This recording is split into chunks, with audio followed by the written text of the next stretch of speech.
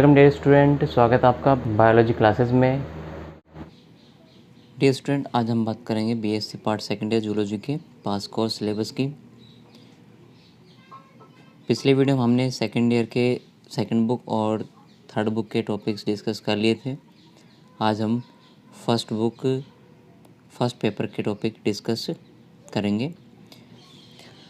हमारा जो first book है वो structure and function of invertebrate types है।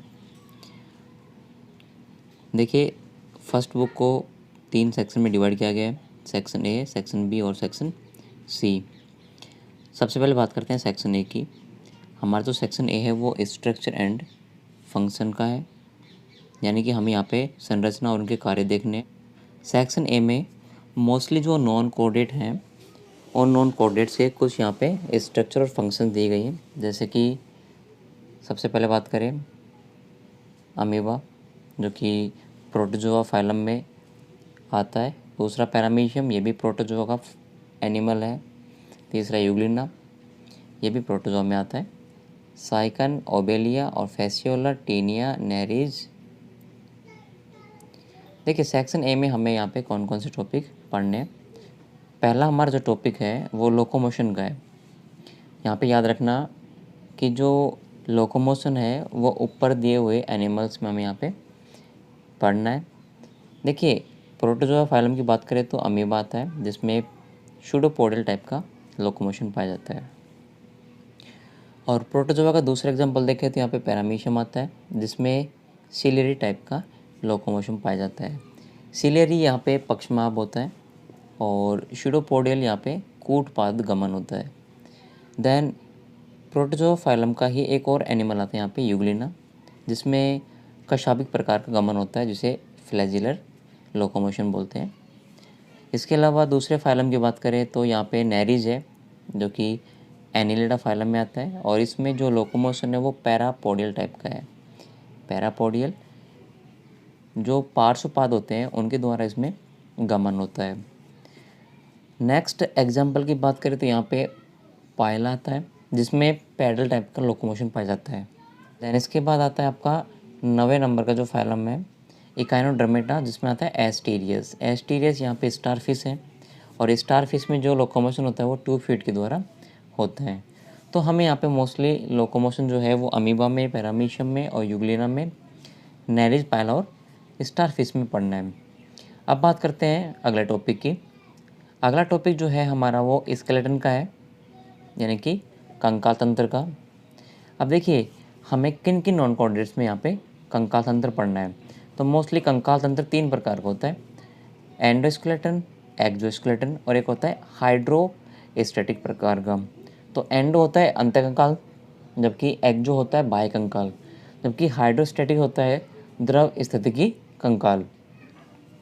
एंडोस्केलेटन जो है हमें स्पाइकल और साइकन में पढ़ना है, जबकि एक्सोस्केलेटन है वो हमें यहाँ पे पैलिमोन में पढ़ना है। देन इसके बाद में आता है कैल्शियम से बना हुआ कंकाल, जो कि कैलकेरियस कहलाता है। ये हमें कोरल में और पायला में पढ़ना है। साथ ही इसमें लैमिलिडेंस और एस्टीरियस, यानी कि तारा मछली में भी कैलकेरियस टाइप का स्केलेटन पढ़ना है। अगला आता है आपका सिलिकस स्केलेटन, जो कि रेडियल एरिया में पाया जाता है। तीसरा टॉपिक हमारा नर्वस सिस्टम का। नर्वस सिस्टम हमें यहाँ पे कौन कौन से एनिमल में पढ़ना है। तो मोस्टली यहाँ पे ओबेलिया है, फैसियोला, टीनिया और नेरिज पैलिमोन। देन इसके बाद में आता है पायला और लैमिलिडेंस। इन सभी में हमें यहाँ पे नर्वस सिस्टम रीड करना है। नेक्स्ट नंबर 4 टॉपिक की बात करें तो यहाँ पे नंबर 4 टॉपिक जो है वो सेंस ऑर्गन का है, यानी कि संवेदी अंग। नॉन कोऑर्डिनेट में जो संवेदी अंग होते हैं, इसमें हमारा लैमिलिडेंस है और पायला है, जिनमें स्टेटोसिस और ओस्फेरिडियम यानी कि जलचिकाएँ पाई जाती है। इसी के साथ में पैलिमोन है। अगर बात करें पैलिमोन की तो यहाँ पे उनमें कंपाउंड आई पाए जाते हैं। नेरीज में सिंपल आई और पायला में भी सिंपल आई प्रेजेंट होते हैं। साथ ही पैलिमोन में ओल्फैक्टरी ऑर्गन और टैक्टाइल्स भी पाए जाते हैं, और नेरीज में नुक्कल अंग होते हैं। ये इंपॉर्टेंट है नेरीज का। अब बात करते हैं सेक्शन बी की।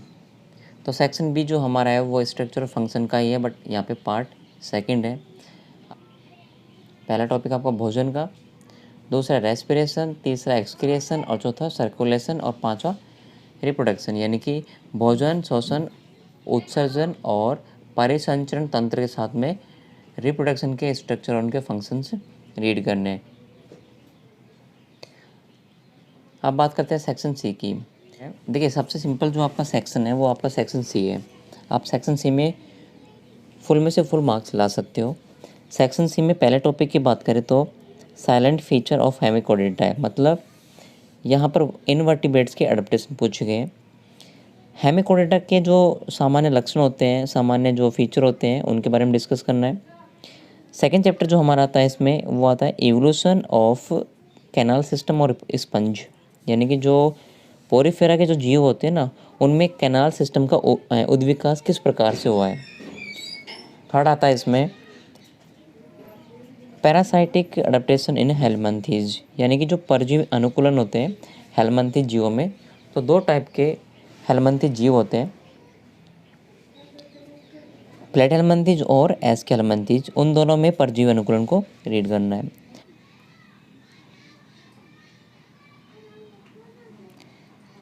देखिए नंबर 4 जो टॉपिक्स है वो है बी और टर्माइट्स में सोशल ऑर्गेनाइजेशन, यानी कि जो दीमक हैं और मधुमक्खियाँ हैं उनमें सामाजिक संगठन किस प्रकार से पाया जाता है। तो सबसे इजी टॉपिक है ये, और इससे भी इजी टॉपिक आपका 6 नंबर का होगा। 5वें टॉपिक की बात करते हैं तो डायरेक्ट और इनडायरेक्ट डेवलपमेंट है इंसेक्ट्स में, यानी कि जो कीट होंगे उनमें उनका परिवर्तन किस प्रकार से होता है। तो परिवर्तन दो टाइप का होता है, डायरेक्ट और इनडायरेक्ट टाइप का। नेक्स्ट बात करते हैं नंबर 6 टॉपिक की।